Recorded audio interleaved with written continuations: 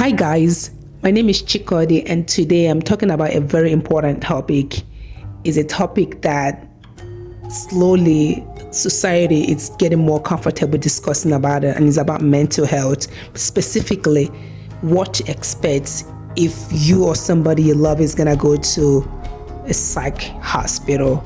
As a psych nurse and as somebody who has been working in the mental health field, I've come across a lot of patients who, with their first admission, they were not prepared on what to expect when they were admitted. A lot of them are shocked when the staff on this unit informed them what needs to happen on the unit. So I feel like I need to make this video to kind of inform patients on what to expect.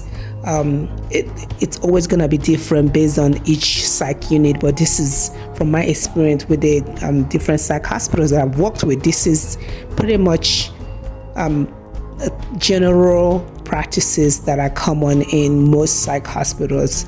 So with that said, you might be very shocked with some of these practices, but the reality is that they happen, and they happen for reasons. So let's see.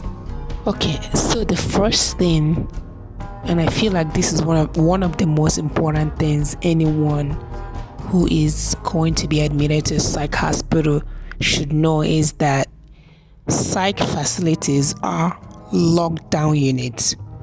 This pretty much means that exit doors to the outside world are locked down. Only staff usually have free access to leave the unit and come back. But patients, usually when they are admitted to a psych unit, they cannot freely leave and come. Unlike on medical floors, medical units, patients on medical units can sometimes leave their medical bed, walk to a hospital restaurant, buy food and go back to their units. On psych units or psych hospitals, it's not the same way. Patients do not freely leave the unit and come back, and this is done for safety reasons. And I know, as much as this sounds horrible and sounds like a prison, but safety is the reason for this restriction. It does not mean that patients sometimes do not leave the unit. If they leave, there is usually supervision, staff to supervision. Patients do not usually leave on their own and come back if this is a psych hospital. For most psych hospitals, the reason being, it's honestly, again, is due to safety. On psych units, which sometimes can have patients who are suicidal. The same unit can have patients who are homicidal. The same unit can have patients who are delusional, who are paranoid. So patients with these symptoms are very dangerous to just let them go as they come. So that's one of the rationale for having the units locked down. Unfortunately, the same unit that might have patients who I've just described might have patients who are just detoxing, patients who are not a danger to themselves or to others, but because they have been admitted with the same patients that are risks to themselves or others, now they have to be on the same lockdown unit where their freedom are restricted. But again, my point is this, that the reason psych facilities are locked down are due to safety reasons, to keep patients safe, to keep the public safe, to keep people safe. It's not to restrict anyone. It's not to make people feel like they're in prison. They are done for safety reasons only. All right, so the second thing I need people to be aware of is that most psych facilities have cameras installed in different locations. So, for instance, living room areas or common areas in psych facilities, like living room where patients gather and watch TV, have cameras. Even patients' rooms have cameras, believe it or not. And I feel like a lot of patients come in not being aware that there are cameras installed in their rooms. The only place that I know, based on experience, that don't have cameras on psych units are patients' bathroom and staff bathroom. Even the nurses' stations at these hospitals have cameras installed. Medication rooms have cameras installed. The only location, again, that I'm aware of that doesn't have cameras are the bathrooms, patients' bathrooms and staff bathrooms. And the rationale being for the cameras, again, is for safety. You will be surprised with when something happens on a psych unit, and because a lot of times human witness are usually not reliable, people forget what they've seen. A lot of times when they've gone to the cameras to investigate what happened, that camera gives so much clarity, so much evidence, different from what people said happened. So, and also there are a lot of units actually use the cameras to keep an eye on patients. In addition to doing 15 minutes rounds on patients, there are units, psych units, who have an individual sitting down at a monitoring room watching the cameras to make sure that their patients are being observed, to make sure that patients are not hurting themselves, to make sure that patients are not doing anything that is a risk to themselves or to other people. So again, as you can see, the purpose of the cameras are not to intrude on your privacy, but to keep patients safe and staff safe. As much as, again, it feels intrusive and it feels like someone is prying on your privacy, but the reality is that cameras save a lot of lives on psych unit, and they help monitor patients more closely, as well as human observations. So that's the main reason for cameras.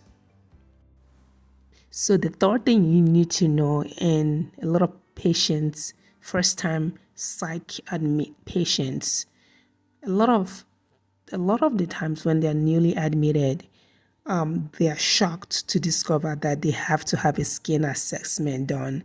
And a skin assessment, I mean your whole skin has to be looked over. A lot of our new patients who've never been to psych hospital with their first psych admissions, they are shocked when you tell them no one prepared them that this will be done to them. And some patients, this is honestly a traumatic experience, especially if you have had a patient who has past sexual assault, sexual abuse, and and unfortunately a lot of the patients we get tend to have such histories.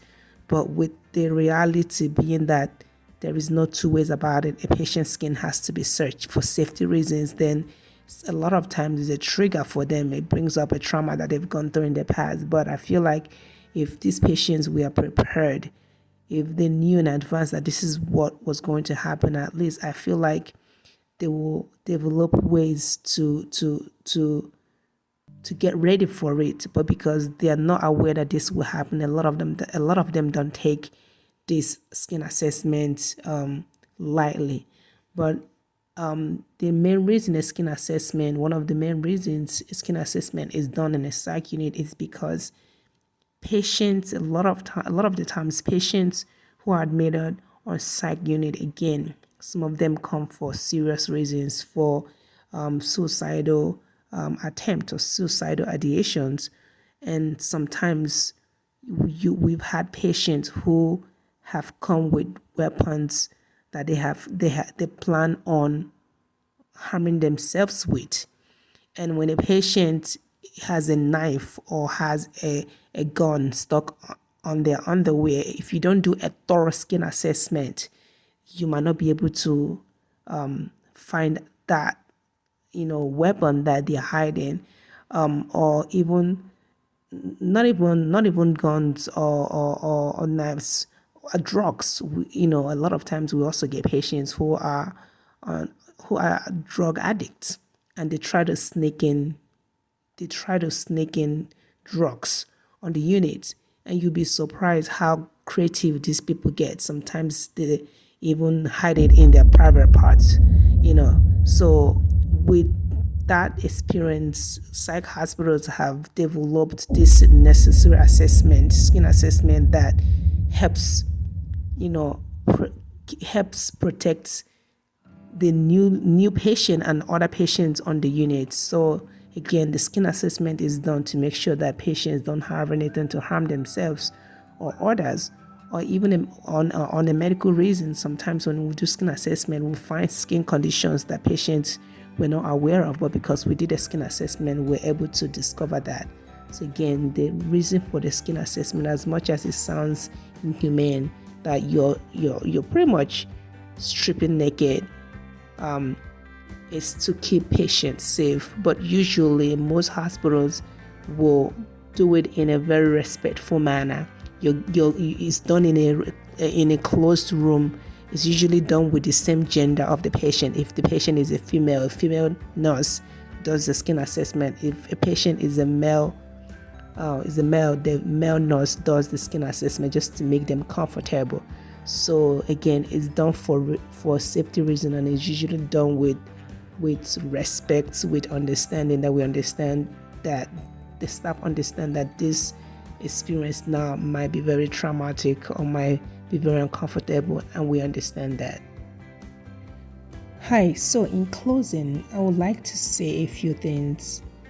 So the reality is that a lot of patients who are admitted to psych hospitals are not at the mental capacity of even preparing themselves on what to expect. And this is mainly due to the symptoms they are currently experiencing. A patient who's paranoid, delusional, might not have the mental capacity to sit down and do research or watch a video at that moment if they're currently sick. But I'm hoping that with this video that more people will be able to watch it and know what to expect, because you never know. It could be a loved one, it could be you that one day might need a mental health treatment. So I'm hoping that this kind of video will prepare people on what to expect, so that if you ever go, it's not as traumatic or as shocking, if you watch a video like this. Again, the point of a lot of the practices that happen on psych facilities, the reason, the rationale for them is to keep patients safe, patients and staff. That's what it comes down to. If a psych hospital is practicing anything that you feel it's restricting your rights or your freedom, usually the reason behind that is to keep you safe and to keep the public safe. So I know it's hard. I can't even imagine being in that position. But again, as a staff who has years of working on psych facilities, I know that what we do is done for safety reasons, and I hope that we're doing it with compassion, with understanding, knowing that it's not easy on patients. But thank you for watching. If you enjoyed this video, I hope you like, you subscribe, and I hope you come back again. Thank you. God bless.